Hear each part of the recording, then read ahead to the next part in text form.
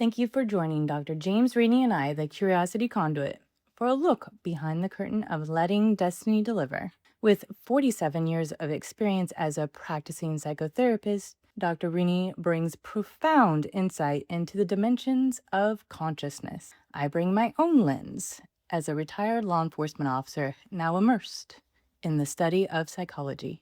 Together, we invite you into a dialogue where destiny meets awareness and curiosity leads the way.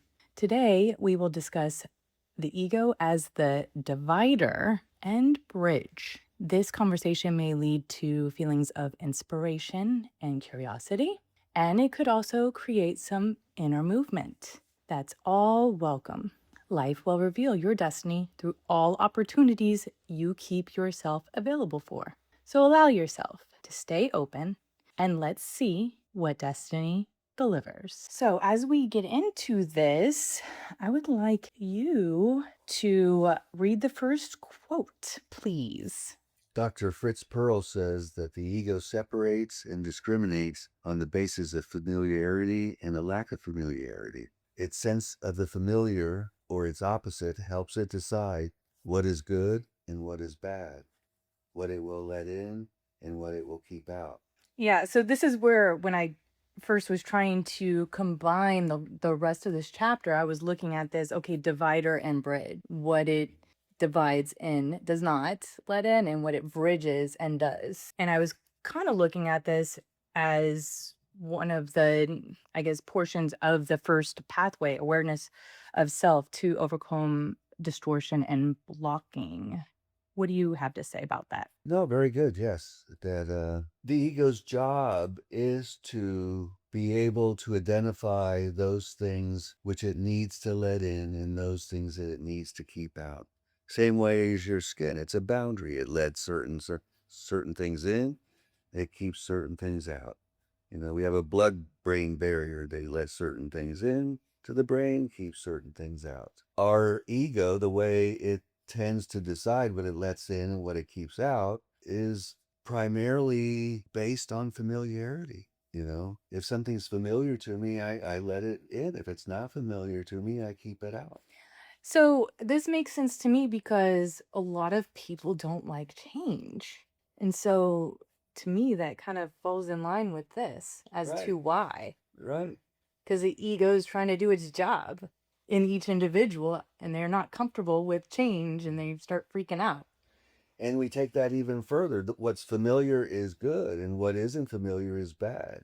Right. You know, So new situations. So now we've judged that. Not only do we decide that, but then there's judgment on it. Well, because you are not like me, you are bad, and automatically sets up an adversarial relationship.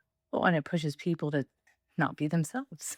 You're very good. It does push people to be not themselves. Okay. This tendency of the ego to discriminate on the basis of familiarity is not something that really strengthens it, as you can see, because then it creates an adversarial relationship. So you don't want the ego to operate on the basis of familiarity or lack of familiarity.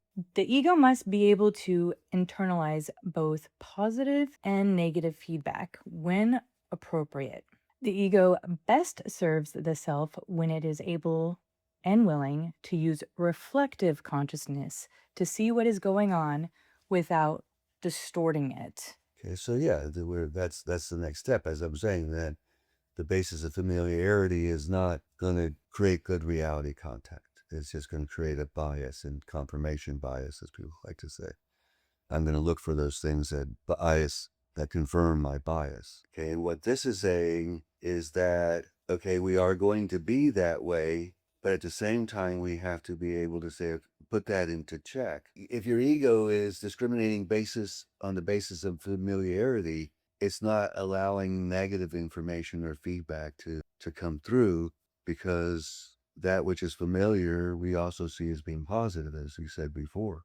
And that's where the ego then has to be able to be self-reflective so that it can say, look at the negative feedback and say, well, maybe there's something that I can learn about myself from that negative. And then also listen to the positive feedback and be comfortable with that as well, depending on how you operate as an individual with your ego. Anybody who's been a supervisor or is in management, this is something they'll commonly do with employees, but fail to do it for themselves a lot of the times as individuals, just in general.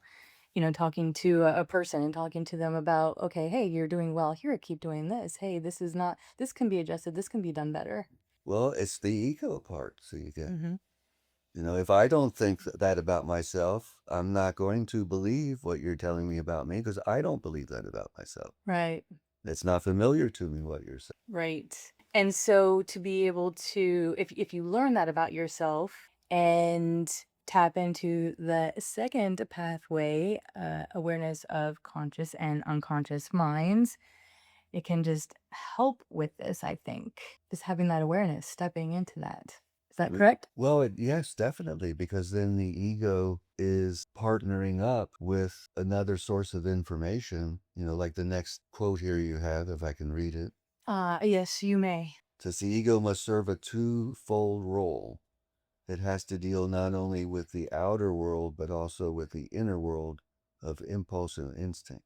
Okay, so the unconscious is the world of impulse and instinct. But we have to manage those impulses and instincts in the way that the outer world has told us is acceptable or not acceptable, or we have to do it and try not to get caught. I just say that because that is an option too that people use All the time. all the time. So they have to be phony is another thing. It has to deal with the outside world and it has to deal with the inside world. Like in your example, if I don't believe those things about myself, and the way I deal with the outside world is dismiss you when you say those things about myself, I'm not playing a twofold role. Right. And you're not you're lacking that awareness, right? At that point. I'm not allowing myself to think of myself that way. Yes. Yes, that's good. And I'm just doing what I do all the time. I just have several people in mind who are they're just beautiful people, but they do have the issue where they don't think of themselves in a good way and are just in the opposite, going the opposite direction. Everything's their fault. Everything's negative about themselves. Can't take a compliment. Always do something backhanded with it. Nothing's good with themselves. So here's what I say about not being able to take a compliment. A middle road, is okay, yes, you can feel uncomfortable and not know what to say and whatever. But that's one thing. The other thing is, are you willing to entertain that compliment and seeing it as belonging to you, aside from how it felt to receive it? Because what we tend to do is not only reject a compliment, but we also are unwilling to reflect about it consciously and see how it could be true about us. So we throw the baby out with the bathwater, to use the old saying. Yes. Yes. Ooh, I like this quote. I mean, I like them all, obviously, because I Yeah. chose them. The unconscious self will surely be strangled by an ego that is rigid and closed. A rigid, closed ego, rather than being open and changing with experience and greater understanding, becomes trapped in a lifelong pattern of behaving or relating in a fixed and rigid manner. Oof, that's like serious. Strangled, or using words like strangled by an ego. It's like killing it. So I'm like hearing part of you dying if this is allowed to happen. Happens every day. Yes. Happens to most of us. I But it's know. also common that the way you're reacting isn't the way people that are getting strangled is reacting. Usually when you're being strangled, if you think about it literally, you're Yeah. fighting for air. Yes. That this strangling that you're talking about, we're La di da. la di da, exactly. La di da. But I've definitely been strangled by myself, so I know what it's like to fight myself for myself. So this is why I'm having this reaction. I've felt it. And it's not nice when you start to have that awareness about what's happening. It's like, crap. See, one way of looking at it, the ego is responsible for the AI of life, the artificial intelligence. It has to be open to changing experience and reprogramming itself based on its greater understanding. And then reprogramming itself based on a reprogramming that came before that, and on and on. And then keep going, and it keeps Right. going, and it's super Yeah. neat. Yeah, It's and super that's the neat. ego's job, is to be Yes. AIs. Okay, I have not thought of it that way, but yes. Okay, so part of this, and I've attached, I get the sixth pathway to this, avoiding mindsets and limiting beliefs that create rigidity and blind spots. Does that match for you? Yes. We do get trapped in our habits and rituals and routines. Mm-hmm. And we live day in and day out, not realizing that we are trapped. It's normal. It's what we all think. And I call that, it's like a hell loop. A hell loop? Yeah. You get stuck in these hell loops, or people get stuck in a hell loop where they're just not happy, but they keep on just doing the same thing every day. It's a hell loop. It really is. Because you can make your own heaven or hell here on Oh, earth. because you're trapped. That's why it's a hell loop. Yeah. But what is not recognized is that each individual every single day has the opportunity to make the change and make heaven on earth. Yeah, it's easy to say that, but you're speaking a different language. I don't know. And that's the bad part, is that we're talking about things that are so far beyond what people think about day to day, where you think about it all the time. I think about it all the time. Every day. Every single day. And I put in that word every single day because Right. today is all that there is. That's just how I really look at it. But to be able to, I guess, simplify that and back that off and get something that's a little bit more familiar for individuals, I would say being able to step out of that Groundhog Day that has been mentioned in your book before, just step out of that and just reflect. I mean, it says avoid certain things here, right? Avoid these limiting beliefs and mindsets, but it's also take a moment for self-reflection. But here's the other thing that you just caused me to think of that is a problem. I think a lot of people today have to focus just on survival. Oh, yes, so much they- of survival mode is happening.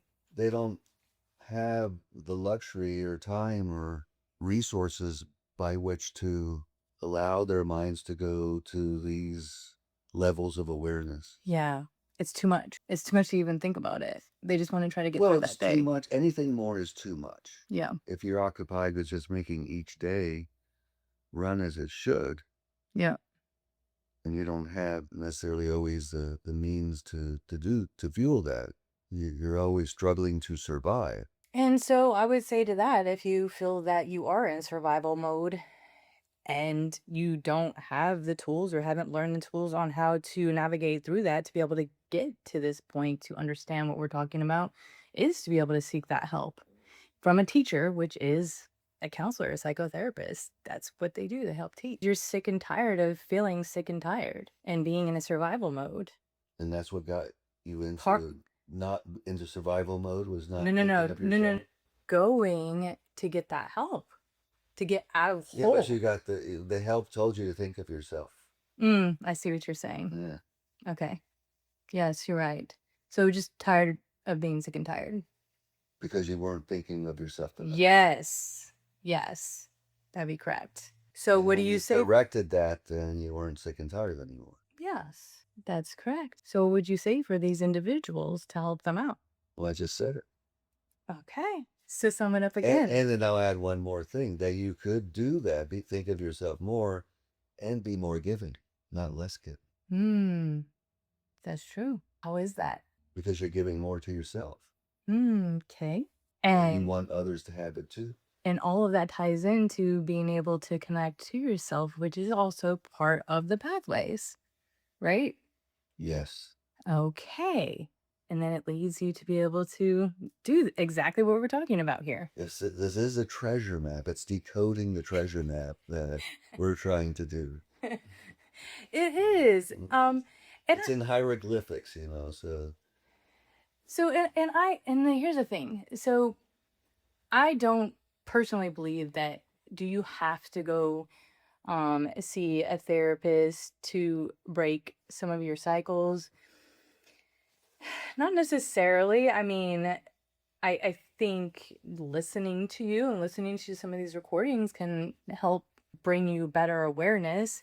Now, I don't know. I mean, everybody has their own issues to deal with, so that might be helpful to see a therapist. But to start having awareness and of the conscious and unconscious mind and start learning about it, people can do that over time. They can listen to this in the car and Okay. help. Okay, good. I like you like listening in a car. That's a good option. Yes. Listening to Yeah. before they go to bed and let it work in the background. Or when they get ready in the morning. Or they get ready in the morning, or when they're walking on the treadmill. And would this be helpful for them? Well, who are you asking? I'm asking you. Well, Is of there anybody course, else I here? wrote it. Why wouldn't I think it's helpful? Mhm. Okay, but could it be helpful for somebody in survival mode, which is a lot of society? Well, I'd say yes, because that's what I do when I do therapy with people is help them let destiny deliver. It's a pacing. It's not a when you pace, you can leave. I'm thinking that people can think that, and that or if and that is a reality. They don't. It's just Maslow's hierarchy. You've got to Yeah. meet the basic needs Yes. before you can move to self actualization. Yes. So I'm just saying it out loud, and that would one the more they can agree with us, the better. Okay. Whatever level they're at, the ego must be able to accept the truth. To do this, it must not be overly focused on gaining the approval of others, or be afraid of expressing how one really feels for fear of rejection, disapproval, or retaliation. In other words, the ego has to have the courage and the strength to be authentic. No easy task.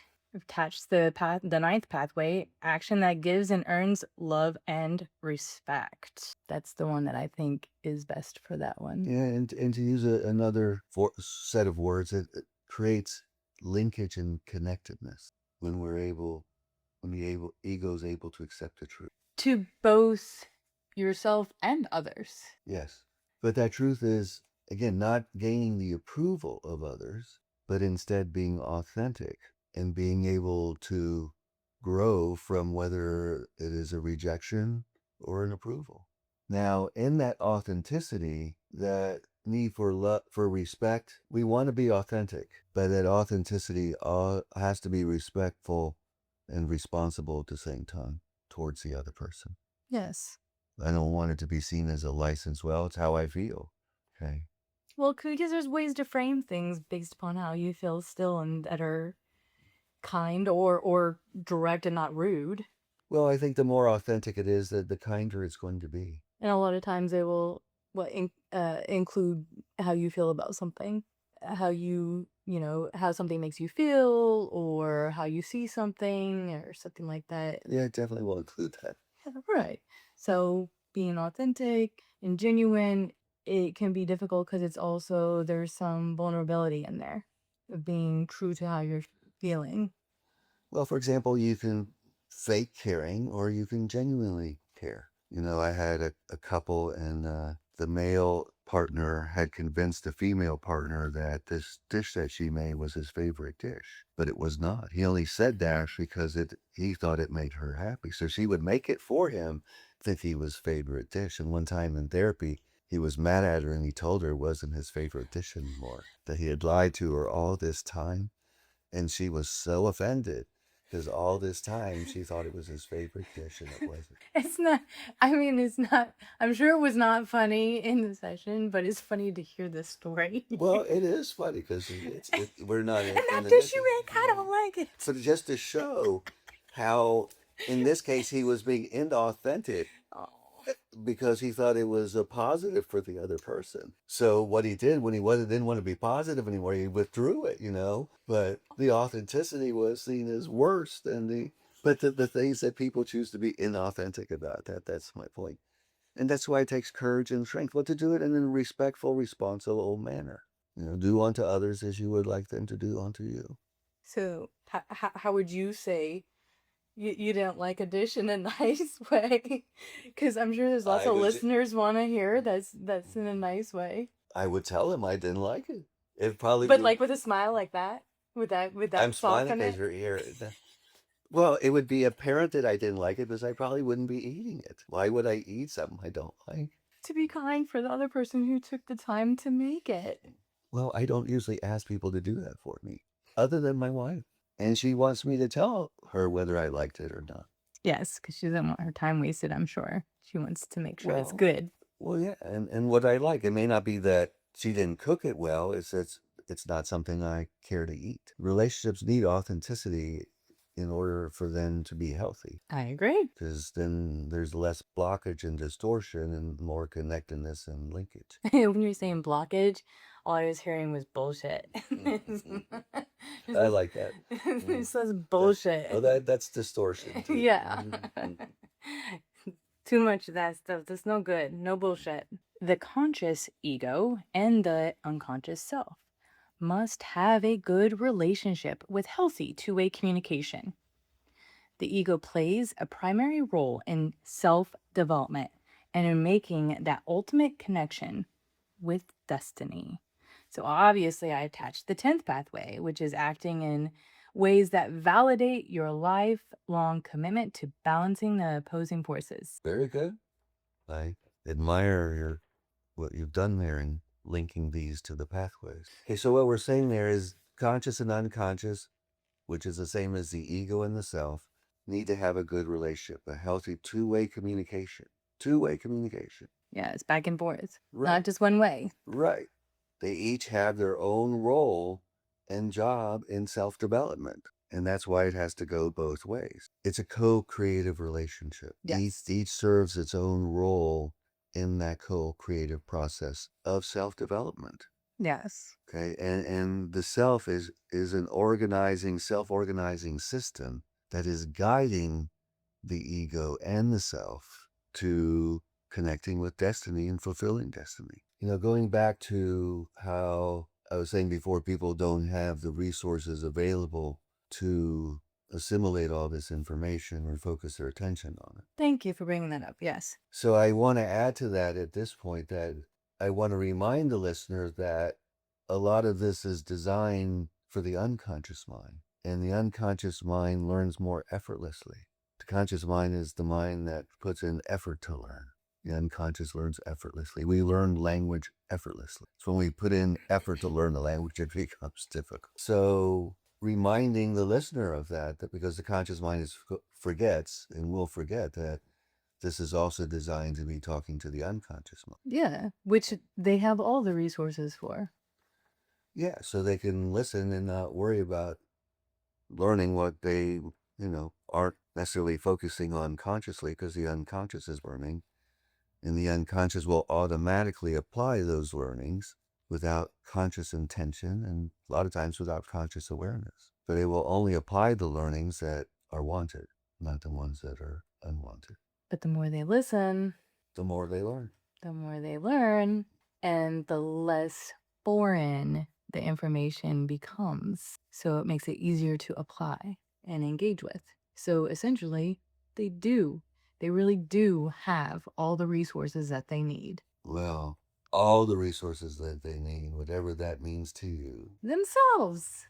And the guide of this. Yeah, but you don't always have yourself if you're all the time having to sell it or rent it out in order to pay the rent or the bills. Sure. So that's why I say all. But it is a nice hobby. In this context is, if you are having to spend most of your time just in survival mode, a hobby is something that you do to nurture you that is not a means of coping, but a means of self-expression. And this is be a good hobby in that the benefits are much greater than just a hobby, yes, but that's how you invest time in it. That's how you form a relationship with it. That definition, and it's an excellent hobby. Yeah. You have a relation so much so that you are doing what you do with it. All right. Is there anything else you'd like to say or add or interrupt me with? I'm all out of No? wisdom for today. Okay. Thank you for joining Dr. Rini and I on this journey behind the curtain of letting destiny deliver. Join us next time as we will start chapter 6. This is exciting. It is the fantasy zone. I love this. Okay, remember to subscribe and like, and questions or comments are welcome below. Now ask yourself, what part of your life might destiny be trying to speak through right now?